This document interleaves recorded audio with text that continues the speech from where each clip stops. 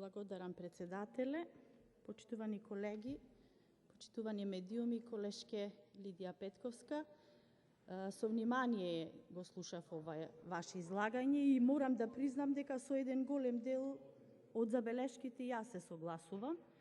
Искрено да кажам дека навистина забележувам зошто се направил одреден превид или прескок во одредени години во однос на поврзување на стратегијата од 2009-2019 со сега предложенава стратегија за регионален развој 2020-2030 година. Меѓутоа, ево вака искрено ќе ве кажам.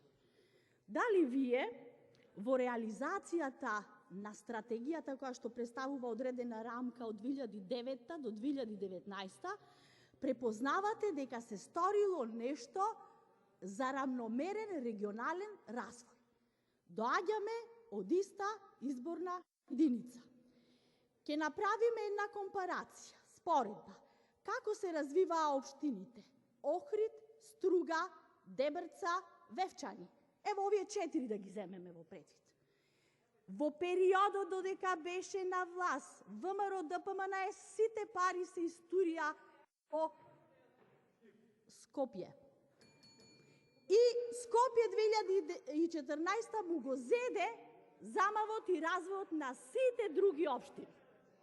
Но ево сега да кажеме, велите дека има вакуум во периодот од 2019 до 2021.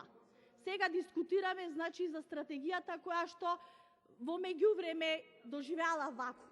Ајде да споредиме колку проекти имаат реализирани во развојот, инфраструктура и други проекти општината Дебрца, општината Вевчани и општините Охрид и Струга. Навистина е дегутантно да се зборува, да се пишува стратегија, а истата да не се применува. Затоа, во последниот дел од моето реплицирање ќе кажам дека точно ќе се сложам со вас на апелот што го пративте во последната реченица ваша од говорот.